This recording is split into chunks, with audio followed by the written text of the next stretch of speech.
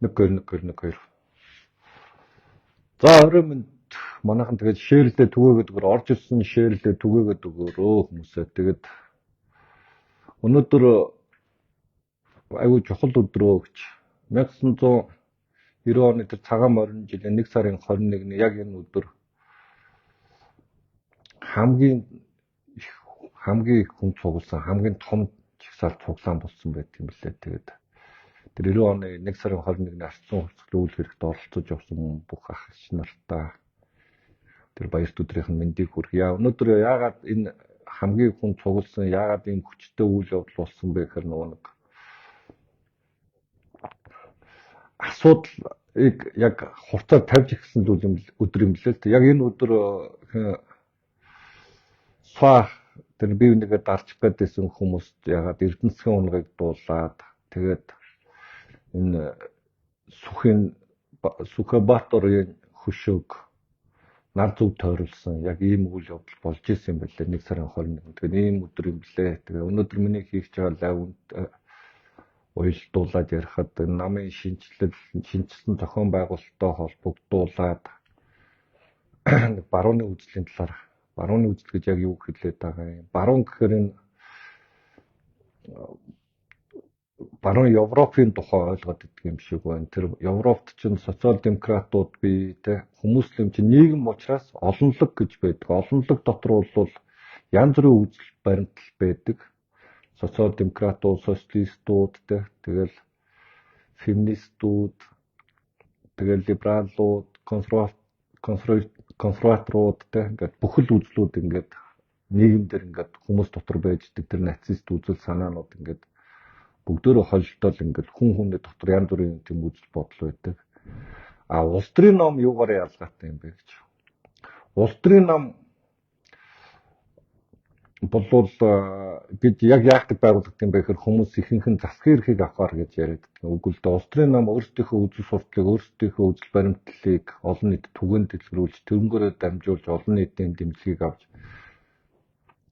засаг төрөлд орж эмгэлэн байгуулах. Тэгээд тэр бодлогоо хэрэгжүүлэх, өөрсдийнхөө яг тэр үзэл баримталтай холбогдсон бодлогоо хэрэгжүүлэх зорилготой ийм улс төрийн ном яг байдаг. Яг үүнтэй адилхан ингээд үзэл баримтлаар ногтлох ёстой хүмүүс буюу ойролцоо үзэл бүр 100% ингээд үзэл баримтал нийлнэ гэж байхгүй шүү дээ. Ойролцоо үзэл баримталтай хүмүүс огтлцохыг улс төрийн нам гэдэг. Тэгээ энэ нь бол жишээ нь ардсан нам дээр өнөөдөр яагаад эрхчлөөний үзлээс өөр үзэлтэй хүмүүс байж болохгүй ингээд зөрчилдөөд байдаг юм бэ гэдгийг харуулж байгаа юм л да. Тэгээ ив нэгдэлгүй байна. Энэ тэргээл ардсан нам хоорондоо маргалдаад муудалцаад ингээд ив түнжин байхгүй гэдэг. Энэ юунаас шалтгаалаад байдаг юм бэ гэхээр үзэл баримтлалын зөрүүтэй хүмүүс нэг дор орохоор угаасаа л ийм болдог.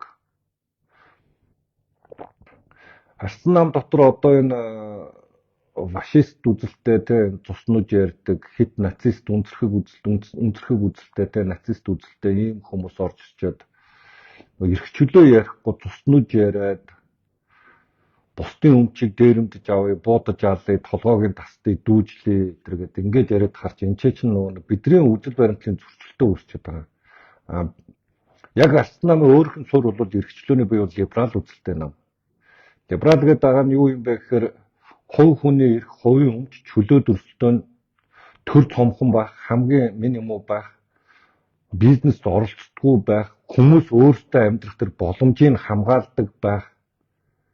Тэрнээс улс орноо хөгжүүлээд жаргаад маргаадаг тийм бодол хэн нэгнийг сайхан амьдруулна гэж бодож байгаа бол энэ социалистууд ийм үзэлтэй байдаг. Бусдын өмч хөрөнгийг дээрэмдэж аваад хувааж идэе гэж байгаа бол энэ дээрэмчин сэтгэхүй. Социалистикээс илүүтэй энэ бол дээрэмчин сэтгэхүй. Фашистууд бас нэг иймэрхүү юм хийж ирсэн тий. Тэгэхээр энэ үзэл баримтлалын зөрүүтэй байдлаас болоод огтлохгүй байгаа юм аа. Тэрнээс тэр Халтмаагийн Баттуулга юм уу, Сайнхүүгийн Ганбаатар тэр энэ мөнх баясгалын эдэрт миний дуртай дургу үл хамаарах асуудал байхгүй да. Энэ улс төрийн нам дотор тэд ингээ өөр намд байсан бол тэгээд тэрнгээрээ бол би тэр намын шүмжлэл явна. А улс төрийн нам дотор, ардсан нам дотор яг миний өөрийн итгэл өмчлөл болсон либерал үзэл баримтлал дээр орж ирчээд нөгөө либерал гэдэг үгийн маань одоо жишээ нь liberty гэдэг үгийг те Санхүүгийн Ганбаатар жишээ нь гишүүн тайлбарлахдаа Хиншүү Ганбаатар тайлбарлахдаа юу гэдэг либер гэдэг нь чөлөө гэж идея гэхээр эрх чөлөөг боомлох гэж байгаа гэдэг ийм галзуу юм яриад эсвэл мөнх баясгал нь либерал гэдэг чинь эх оронгуйчүүд үзлэх гэж байгаа гэдэг ингээд өнө суур эрх чөлөөний философийг ойлгохгүй тэр ганц хэрэг ном либерал үзэл санааны талаар ганц хэрэг ном авч үзээгүй те. Тэгээ энэ зам ёсны эрхлэхийн тухай л ойлголт шүү дээ. Эрх чөлөөний тухай ойлголт. Тэгээ ийм үзэл санаатай хүмүүс энэ ч огтлох ёстой.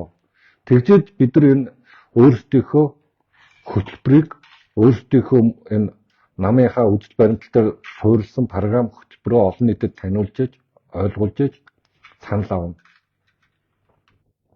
Тэрнээс очоод ард түмдөө баялгаа тэнцүү хувааж авч өгнө, дээрэмд нь тонно гэж байгаа бол энэ либерал үзлийн эсрэг үзэл. Төр бүгдийг хийх ёстой, төрөөр бүгдөө сайхан амьдралыг төр өгөх ёстой гэж байгаа бол энэ социалист үзэл. Либерал үзэлтэй хүмүүс юу хүсэж байдаг вэ гэхээр чөлөөт эдийн засаг чөлөөт өрсөлдөөн дотор төр битээ оролцоо, битээ өрсөлд болоо холооч. Энэ нэг олон дүрм журам янз бүрийн юм бичиг цаас нэгсэн те энэ янз бүрийн дүрм журмуудаа болоо стандарттай тэгээ болоо. Бусдын хүмүүс өөрсдөө хийнэ. Улс үндэстний хөгжүүлнэ гэж юм галзуу юм боддгоо болоо. Энэ улс үндэстний хөгжлийн үйл явц чинь өөрсдийн хүмүүсийн итгэх санаачлах дээр те хувийн бизнес эрхлэгчид өөрсдөө энэ улс үндэстний чинь өнгөтэй өөтөө аваад явдаг юм байна. Тэ одоо ингээд зүгээр энгийн ингээд юм дээр л ингээд харьцуулчих тулд тэр 4% нь эзэмшээд байгаа тэр хувийн хвшлийнхэн тэр ухаан удаг гэдэг байгаа тэр 4% дээр нэг МСС тэнцээ ямар бүтээн байгуулдаг 96% төр нөгөө ард түмэн их орондоо авцсан гэдэг байгаа тэр 96% нь энэ улс үндэстний тэнцээ хичнээн 44 их 80 төгрөгийн хулгай дээр гадлаа те. Тэр гэх мэтлээ одоо дархан дээр төмөрлөгийн үйлдвэр хөтлийн цемж хувийн хвшлийнхэн дээр бол зүгээр ажиллаад явж байсан те. Тэнцээ хүмүүс цалингаа аваад болж исэн бол одоо ард түмэнд төрдөө авсан авг ойрлож жоод авсан ч юу болсон.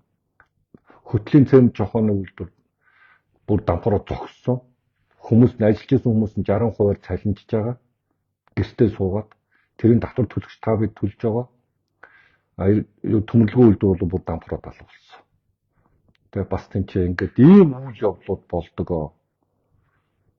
Тэгэхээр энэ дандаа хувийн итгэх санаач дээр хүмүүс хөрөнгө мөнгөтэй болоод ирэхээр тэр тав тухтай орчныг бүрдүүлж явж ингэж хөгждөг. Тэрнээс улс орныг хөгжүүлдэг тийм модул зураг гэж энэ хорвоо ертөнцийн дээр байхгүй. Тэгээ хүмүүсийг сайхан амьдруулна гэдэг. Энэ бол социалистуудын ярьдаг яриа. Тэгээ хин нэгэн дайсан гаргаж ирдэг. Тэгээ энэ бүтэхгүй болохоор тэр чиний боломжийг хулгайчихлаа гэдэг. Яг сайхан амьдрна гэж хинээ юугаар хэмжүүрээр сайхан амьдралыг төсөөлөх юм. Хүмүүсийн хүс сонирхол хүмүүсийн өөрсдийнх нь амьдралын хэм маяг тэгээ өөрсдийнх нь ертөнцийг үзэх үзэл өөр. Тэгээ нэг айл төрсөн 5 хүүхэд 5 өөр өдөртэй л адилхан тэр хүмүүсийн хүс сонирхол өөр. Тэр хүмүүсийн тэр амьдрах орон зайг хамгаалдаг нийгмийн тухай ойлголт. Засаг дүр ийм байх ёстой гэж эмхэлэх ёстой. Тэгээ тэрнээс чамайг дөрвөлжин гурвалжин байшинд амьдруулах тухай эсвэл гэрт эсвэл хоёр өрөө байранд амьдрууллаад тэрийг сайхан амьдрал гэж энийг ингэж хийх ёстой гэж байгаа бол энэ биш. Энэ бол социалистууд зүүнтнүүд ийм хийдэг. Тэгэхээр энэ ардсан намд орж байгаа ардсан намд одоо гишүүн байгаа хүмүүс ялангуяа тэр Халтмаагийн Баттуулгыг тэр мөнх баясгалан тэр Хиншүү Ганбааг тэр алтан гэрлийг тэгээ дэмжээд ингээд дээрм шул аль шул дүүжилгээд байгаа хүмүүс бол энэ эртхэн шиг энэ намаас холцсон дээр ахаад энэ намын зовлон эндээс эхэлнэ. Одоо нэгэн шинжлэгдээд явж байгаа бол тийм ээ энэ нам өөрөө ингээд үзэл санаа руугаа явж байхад нь гай болоод хэрэггүй. Та нар маань гараад ингээ өөртөө янз бүрийн намаа байгуулад ингээд мэдээж үндсэн хуулиар бол фашист социалист нам байгуулахыг хоригдсон байдаг. Тэгэхээр ямар нэг нэртэй намаа байгуулад тэгээд эх орноо хөгжүүлэн мандуулдаг намаа байгуулад явсан. Тэр энэ бол хувь хүмүүсийн хувийн эрх ашгийг дээдэлдэг, хувь хүмүүсийн боломжийг хамгаалах, хувь хүмүүст өөрсдийнх нь тэр орон зайг нь хамгаалдаг, бизнес эрхлэгт нь төр оролцож янз бүрийн дээрм тоонол 34% нь аавна гэж дайрж айлдаггүй, хичээдгүй. ийм үжил сурталтай намаа. Тэгэхээр энэ намыг ойлгох хэрэгтэй юм байна. Энэ үжил баримтлалыг ойлгож энэ намд орох хэрэгтэй. Бусдын хөрөнгийг дээрэмдэх, бусдын боломжийг хулгайж авахтай, бусдын бүтээсэн юмыг дээрэмж авах гэж байгаа бол энэ эрхчлөөний үзэлтэй намд яагаад байж болохгүй.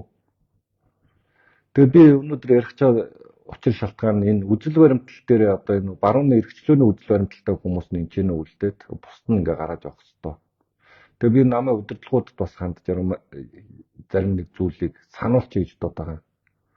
Энэ 1990 оны өнөөдрийн яг өнөөдрийн өдөр хамгийн их хүмүүс цуглаж энэ улс төрийн тэмцлийг өрнүүлж чадсанараа өнөөдрийн нийгэм бий болсон. Энэ нийгмийг бүтээх үйл явц дотор Монгол улсад хамгийн анхны улс төрийн ууган нам байгуулагдсан. Энэ бол алдсан нам.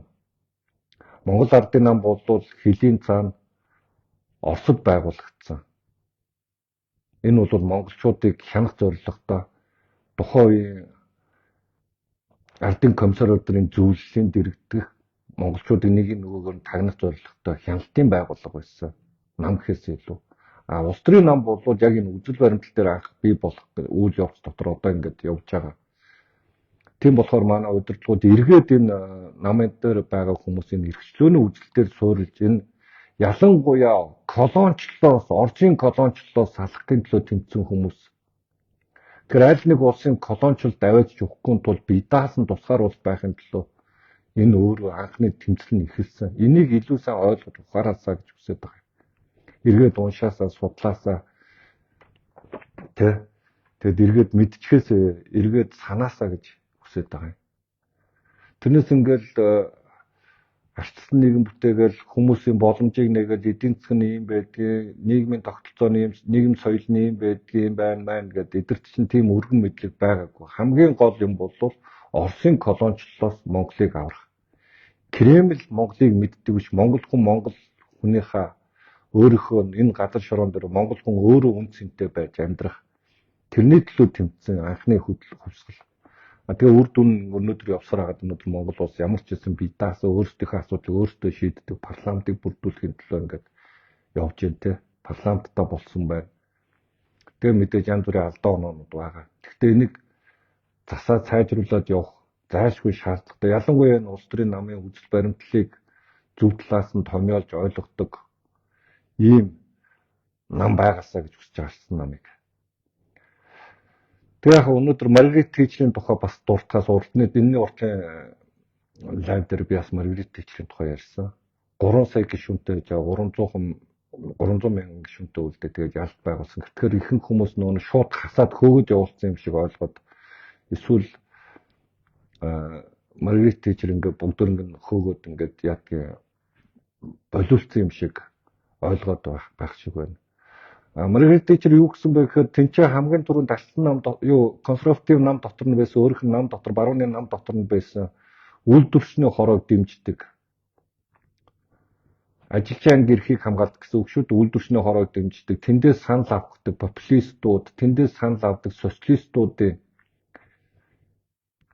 тэр улс төрийн дэмжлэгийг зогсоос хамгийн түрүүнд хийсэн ажил нь шууд 4 зүйл тавьсан байдаг. Чөлөөт эдийн засаг, чөлөөт эдийн засаг. Чөлөөт өрсөлдөөн, чөлөөт эдийн засаг, хувийн өмч, хувь хүний эрх, төр засаг юу ч хийдгүү байхыг дэмжиж байгаа бол та энэ намын гишүүн байх хэрэгтэй гэж. Та энийг хүлээн зөвшөөрж байгаа бол улс төрийн дэмжлэг буюу одоо энэ парламентод орон нутаг нэр дэвших тэр боломжийг чинь бид нэ. Энээс та энэний эсрэг байгаа бол танд ямар ч дэмжлэг өгөхгүй гэж ингэж шахаж ирсэн байдгийг. Дараа нь яг нэг уламжлалт маягаар хадгалагдаад ирсэн тэр одоо яг үедээ ингээл төрөөс өмч ингээл тендер аваад ингээл төртөөгөө хамтраал те ингээл ажилд амьдрал болоод байна шүү дээ гэдэг юм хуучинсаг ийм үзэлтэй хүмүүсийг бол дэмжлэгийн зогсоосон байдаг. Энэ нь бол болохгүй, энэ бол кастилуудаа, энэ бол бусдын боломжийг шимтгэлж ашиг олж байгаа хэсэг учраас эдгээр дээр бол та нарт бол дэмжлэг өгөхгүй гэдэг. Ингээд улс төрийн талаас нь ингэж шахалт үзүүлснээс өөрсдөө мэдээж нэгэнт хувийн чөлөөт эдийн засаг, чөлөөт өрсөлдөөн, хувийн өмч, хувь хүний эрх, төр өөрөө дээрэмчин гэдгийг хүлээн зөвшөөрч энэ хүний эрх ашгийг хүнддэг юм а энэгээр юм хийлгэж болохгүй гэдгийг хүлээн зөвшөөрсөн хүмүүс Маргаret Thatcher-ыг дагаад 10% л үлдсэн. 3 саяас 300 мянга. Энэний үр дүнд өнөөдрийн Их Британь боссон. Энэний үр дүнд хүн төрлөختөн барууны үзэл баримтал дээр ахиж хатууж зогсож ингэж хөгжлийн үйл явц хурцлсан. Тэгэхээр би Ардсан намыг юм байгаасаа л гэж хүсэж байгаа. Ялангуяа тэр хүмүүсийн хөрөнгийг дээрэмдэн эх орны маань хятадуудад өгөх гээд байна маань юу ч л нэг ийм сонин галзуу чөдөр галзуу юм ярьдаг хүмүүс бол энэ намаас тэгж холцсон дээр энэ Ардсан нам дотроос ингээд юу гэдгийг зүгээр ингээд газар нутгаа тастаж өгөөд юм уу эсвэл зүгээр ингээд хэн нэгний зөвшөөрлгүйгээр хятадуудаа нийлээд ухаж газар мазар ухаж исэн ийм тохиолдол Ардсан нам дотор ганц ч байхгүй. Ийм болж исэн түүх байхгүй Ардсан нам дотор. Харин Монгол Ардын намтаа нийлж агаад дээрэмд хонол хийдэг, бусдын өмчийг дээрэмддэг, бусдын лицензийг авсан газрын дээрэмдж авдаг те. Дээрэмчин сэтгхүүтэй ингээд ийм гэмт хэргийн маягийн юм хийдэг хүмүүс бол Ардсан нам дотор одоо ч байна. Идрээсээ салах ёстой. Тэгээ идрээсээ салах ёстой. Тэр энэ бүх үйл явдлыг ингээд эрүүл саруулаар хардаг. Ялангуяа энэ үзэл санааныхаа талд хатуу зогсож чаддаг. Аливаа юмны нэг учир шалтгааныг ингээд нэг эрүүлэр хардаг. Ийм хүмүүс нь ингээд энэ Ардсан намдаа үлдээ. Тэгээд мэдээж юу гэдэг өөр үзэл баримталтай хүмүүсийг бол тэгээд Ардсан намаас холцсон. Энэ бол олон ургач үзэл бий болгодог газар биш байхгүй. Нийгэм өөрөө олон ургач үзэлтэй байдаг. Энэ олон ургач үзэл гэдэг байгаа чинь янз бүрийн үзэл санаатай хүмүүс ингээд нийгэмдэр байдаг учраас энэ чинь олон ургач үзэл гэдэг байгаа байхгүй. Зөвхөн эрхчлөөний үзэл санаатай хүмүүсийн огтлцыг улс төрийн нам гэдэг Ардсан нам гэдэг байгаа юм. Тэгээ юу гэдэг Монгол Ардын нам бол ингээд социалистуудтай ингээд төрийн өмч дээрэмдэж аваад ингээд бүгдөө төр дүмж дээрэмдэж аваад дарга нар нь байж та нар бол нөгөө ажилчин анги бид нар бол сэхэдний давхар учраас та нарыг нөгөө нэг чиглүүлээд аваад явна гэдэг ийм маягаар ханддаг нам бол социалист нам энэ Монгол Ардын нам. Тэгээ хөдөлмөрийн үндсэн нам бол мэдхгүй прагматик үзэл баримтлал гэж энэ хорвоо ертөнцийн байдгүй, улс төрийн үзэл баримтлал байдгүй. Прагматик үзэл баримталтай тийм улс төрийн нам гэж энэ хорвоо ертөнцийн байдгүй. Энэ бол прагматик гэдэг бол ашиг хонжоо хайж өөр ташигтай бол алт түмэн гэж нэрийг барьж их орон гэж орилж байгаа тэдний нэрийг барьж хагаад хулгай дээр мэрж өөр ташиг шийдвэр гаргадаг л хүмүүсийг прагматикууд гэдэг. Тэгээ би энэ талаар бас урд нь биччихсэн бас ярьжсэн учраас энийг ингээ орхич. Тэгэхээр энэ улс төрийн Ардсан нам дотор ялангуяа эрхчлөөний үзэлгүй бол ийшээ бүзүүлээ. Тэгээ энэс чинь болж энэ Ардсан нам доторх практик те энэ нөгөө нэг үйл явдлууд чинь ингээд болохгүй байгаад байгаа хгүй. Нэг хамжлагт маятаа нэг хэдэн хүмүүс практик байгуулаад тэгэл доор нэг хэдэн зэргүүттэй тэгэл өөр эрх мэдэл дээр очих нөгөө нэг хэдийгээ тижээх гэж ингэж явдаг. Энэ мэн чинь болохгүй байгаад байгаа маа. Тийм учраас үзэл санааны дээр очих юм бол энд бодлогын мэтгэлцээ, философийн мэтгэлцээ, мэрэгжлийн мэтгэлцээ, мэдлэгийн мэтгэлцээ явж иж өөртөө лидерүүд нь гарч ирдэг. Энэ бол клубын зарчим руугаа ороод явдаг. Тэгэхгүй болохоор ч одоохондоо ийм боломж бол Ардсан нам дотор их хомс харагдаж байгаа. Тэгээд энийг илүү сайн ойлгосоо. Тийм учраас Ардсан намын гишүүд, одоо байгаа гишүүд, одоо эс гэж байгаа энэ арчлын гэргийг авч байгаа хүмүүс энэ үзэл баримтлал гэж юу юм бэ? Улс төрийн үзэл баримтлал гэж юу хэлээд байгаа гэдгийг улс төрийн нам яагаад байх гэдгийг улс төрийн үзэл баримтлал гэж юу хэлээд байгаа гэдгийг илүү сайн ойлгох. Ялангуяа нэг либерал үзэл баримтлал гэж юу хэлээд байгаа юм бэ? Энийг ойлгох юм бол энэ миний үзэл баримталтай ойрхон юм байна. Би ийшээ ингээд ороод хамт явахд болох юм байна гэдэг хүмүүс орж ирээд ингээд хамт явж болно. Тэгэхээр нэгэнд ингээд андуураад орж ирээд суудсан бол гарч болно шүү дээ. Энд чи ямар хаалгуудын чойлтон байгаа шүү. Өшгөлөөд буцаад гараад явчихна. Энэ миний амьдрах газар биш вэ? Би нийгмийн сайн сайхан төлөө амьдрдаг хүн тий. Бусдтайгаа адилхан яг ингээд тэнцүү амьдрахыг хүсдэг хүмүүс гэж бодож өөрсдөө тэгж энэ илүү байгаа учраас энэ хөрөнгийг хурааж авъя маавь гэж боддог хүн байж болно шүү дээ. Тэгэх юм бол энэ хүмүүс энэ бошоогч гарсан намаас гарсан дээрээ. Энэ бол дандаа хувь хүний итгэх хувийн санаачлах дээр суурилдаг үзэл санаа шүү. Энэ эрхчлөөний үзэл гэдэг бол. Тэгээ энийг илүү сайн ойлгоод энэ нийгэм соёл талаас нь эдийн засаг талаас нь дандаа хүмүүс чөлөөтэй байх, хүмүүс өөрсдөө сэтгэн бодож өөрсдийнх нь тэр боломжийг хулгайлдаггүй төр зэгтэй байхтай хүмүүсийн ингээд ахуй амьдрал руу н орж хэдэн хүүхэдтэй байх гэр бүлд нь гендер мендер тогтоодгүй тэр чинь хичнээн түүхтэй гэж болно шүү дээ. Тэгээд ийм юмыг дэмжиж үзэл санааг дэмждэг болвол та энэ нам дотор байж болно. Тэгэх юм бол бус юм дээр мэдээж 100% ойлголцох боломж байхгүй хүн л болсон. Тэгээд 60-70% ойлголцоод явж хаад бус юм дээрээ ярилцаад ойлголцоод зүг буруугаа ойлгоод ингээд яваад цаашаа хөгжил ингээд явдаг. Улс төрийн нам арцнаа манх удаа ингээд үзэл баримтлалынхаа энэ бол Монгол улсад анх удаа ингээд үзэл санааны нам байгуулагдсан. Тэгээд тэр нь буцаад одоо байрлалгаа явж байна. Тэгэхээр бус нь бол тэгээд ингээд дэс холдоод тэгээд тэр цуснууж мужаан янз юм яриад яваасаа л гэж хүсэж байгаа юм. Тийм болохоор энэ арцсан намын дотор бол барууны үзэлтэй хүмүүс нь үлдээд бус нь гарчвал сайн байна. Тэгэх юм бол энэ арцсан нам өөрөө энэ улс төрийн намын үзэл баримталтай намын хувьд бол энэ өөрөө Монголын энэ дараагийн 4 жил Монгол улс ямар бодлогоор урагшлуул зүв бэ гэдгийг тодорхойлж мөрийн хөтөлбөрөөр боловсруулна энэ дээр. Тэгэхээр энэ бодлого зөв юм аа гэд бид нар гаргах хичээл дунд нь ингээд туснаж яриад эсвэл бусдын хөрөнгийг дээрэмдэн эсвэл тэгээд алт өмнөө жаргана бүгдөөнд нь бусдын өмчийг хурааж дээрэмдэж авч байгаа халамж тарааж өгнө өдргээд ингээд ярьчаар энэ хөтөлбөр нь өөрөө энэ 4 жил хөтөлбөр улс төрийн намын бодлого боловсруулж байгаа тэр хөтөлбөр чинь өөрөө болохгүй байгаа юм аа. Тэгээ энийг илүү сайн ойлгосоо л гэж хүсье. За тэгээд юу вэ? Тэр асуулт байл. За.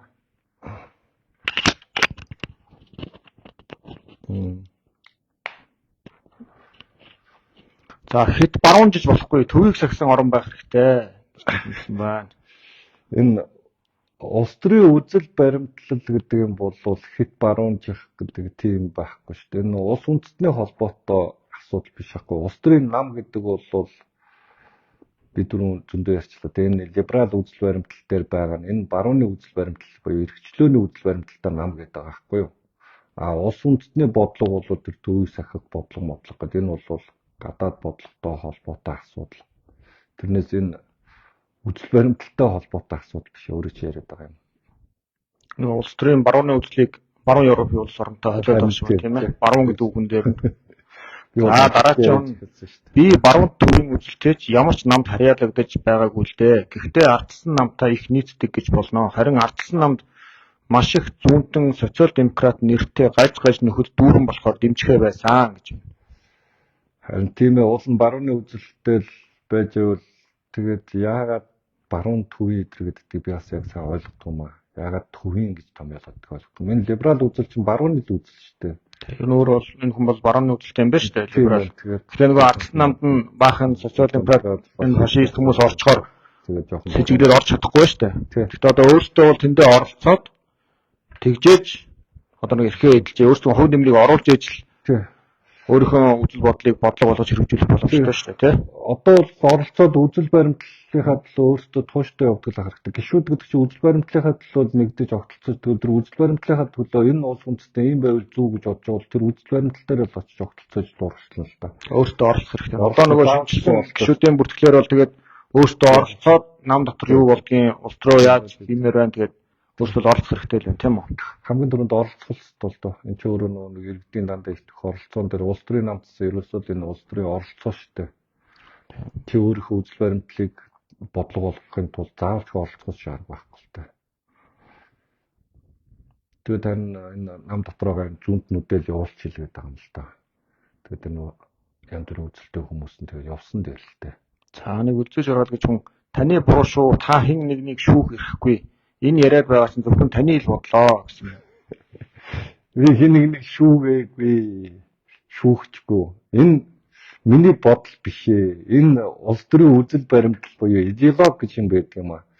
Энэ эрхчлөөний философи чинь эцэг нь яг хүмүүс урдаас ярьдаг. Миний хувьд бол 17 дугаар зууны үед Джон Лок гэдэг хүн 1700-аад оны үед те.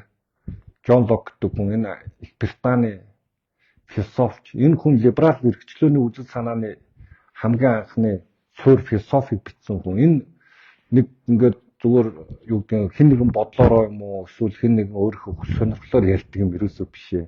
Энэ нийгмийн зүй тогтлын тухай зам ёсны эрхчлөө гэж юм байдаг юм байна. Энэ бол хүнд өөрт нь хамгийн түрүүнд нэг яралт амьд явах эрхийн тухай байх хэрэгтэй юм байна. Энийг төр зэсэг хамгаалдаг юм байна.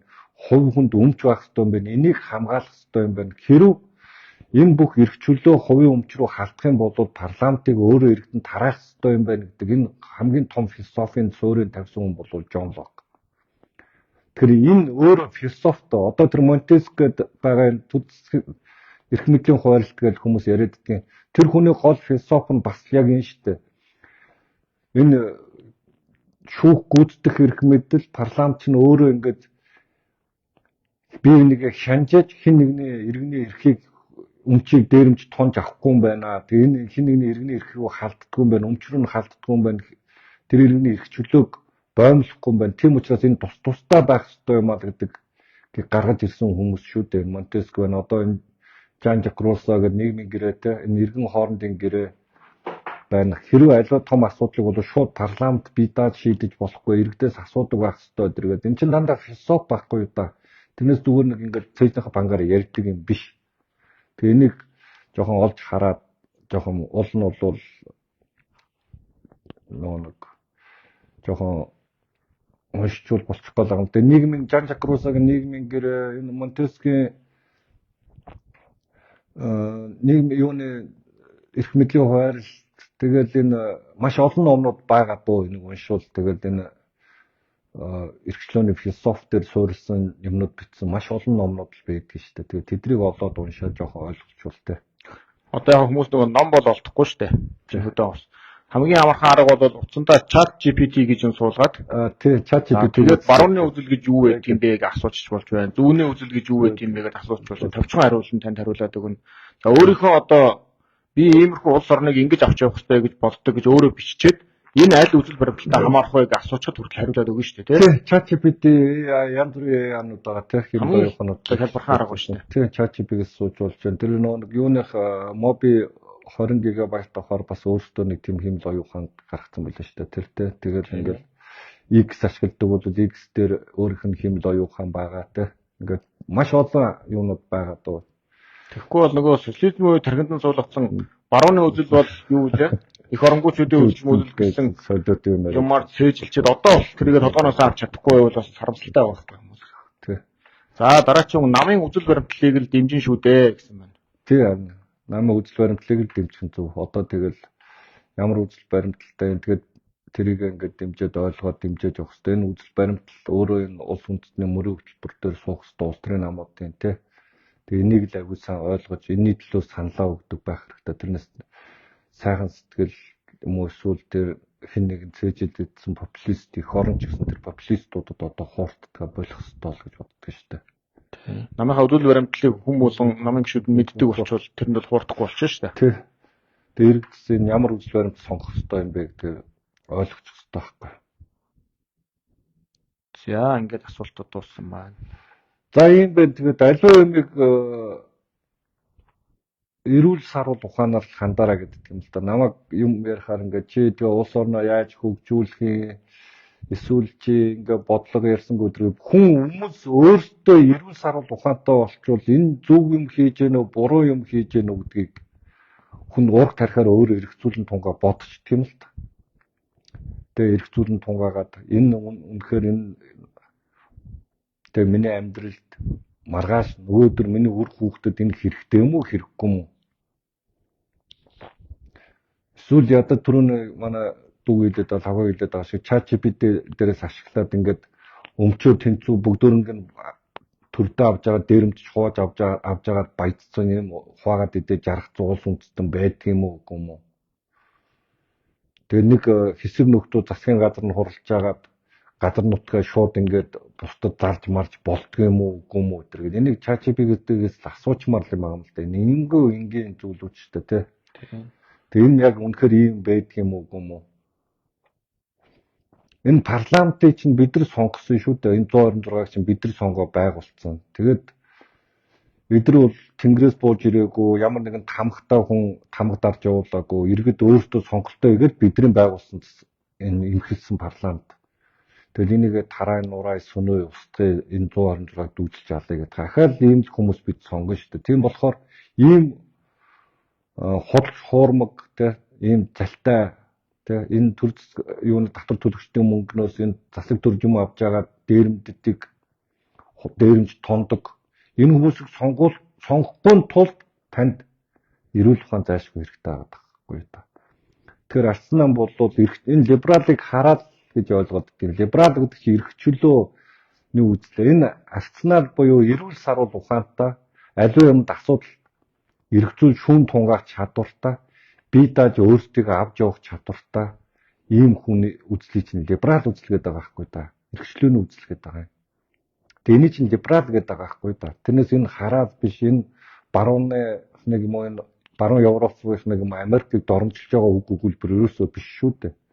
Энд чинь үндсэндээ бол чи юм уу либерал гэж байгаа бол чи бол эрүүл надаас илүү эрүүл саруул ухаантай өөрийнхөө ахуй амьдралыг аваад явах чадвартай асуудлыг бод талаас нь тий ингээд эрүүл саруулаар асуудалд хандаад шийдвэр гаргахдаа чи яг өөрөө бие даа шийдвэр гаргадаг тийм л хүн юм байна л гэсэн үг шүү дээ. Чи тэгээд ийм чөлөөтэй сэтгэлгээтэй хүсдэг, эрхчлөө хүсдэг ийм чөлөө сэтгэлгээтэй хүн байна л гэсэн үг. Энэ хараал биш. Тэгэхээр энийг илүү сайн ойлгосоо гэж бодож байна. Тэгээд бас нэг тайлбар хийж байна. Трол гэдэг яриад байгаа юм. Трол гэдэг чинь нэр нүрээ нуусан. Өөрийнх нь нэр нүр байхгүй. Тэгээд аккаунт нээгээд тэгээд тэр нь ингээд нэг даалгавар өгөхөөр тэрнийхээ дагуу бүгд бичдэг хүмүүсийг ийм нэр нүргүй юм хүмүүсийг чинь Facebook дээр байгаа тэр хүмүүсийг трол гэдэг байгаа байхгүй да. Тэрнээс биш энэ ил байгаа ингээд ярьж байгаа хэлж байгаа ингээ хүмүүс бол тэд нар бол троллууд биш шүү. Тэгэхээр энэ гадаад үг мөх хэрэглэж байгаа бол жоохон мэддэг байж байгаа хэрэглээ сурцгаач бол тийм ээ. За иймэрхүү байна. Тэгээд хэрвээ Ардсан намд үнэхээр та орох гэж байгаа бол өөрийгөө хамгийн түрүүнд би эрхчлөөний үзэлтэй мөн үү биш үү гэж өөрөөсөө асуугаарай. Би үнэхээр хувь хүний өмчийг хамгаалах тэр хувь хүний эрхийг хамгаалдаг. Би чөлөөт өрсөлдөөн, чөлөөт эдийн засгийг дэмждэг те. Төр засаг энэ улс үндэстнээ хөгжүүлэн хүмүүсийг сайхан амьдруулдаг гэдэгт итгэдэггүй те. Тэгээд эдгээр бидний боломжийг хулгайлдаггүй байх ёстой гэдэг дээр ингээ байр суурьтай байдаг бол та эрхчлөөний үзэлтэй өөрөөсөө заавалчгүй асууж та намынхаа гишүүнчлэлийг сэргээгээрэй, намынхаа гишүүнчлэлийг шинжил бүртгүүлээрэй. Намд хэсэгтээс энийг өөрсдөөсөө асуугаасаа гэж хүсэж байгаа. Тэрнээс биш өөр үжилтэй хүмүүс бол энэ дотор орж ирээд тэгээ ахаад энэ шал утгагүй юм болно шүү гэдэг хэлээ. За өнөөдрийн лавын хүрээд өндөрлөө шеэрлээ түгээгээд өгөөрөө баярлалаа.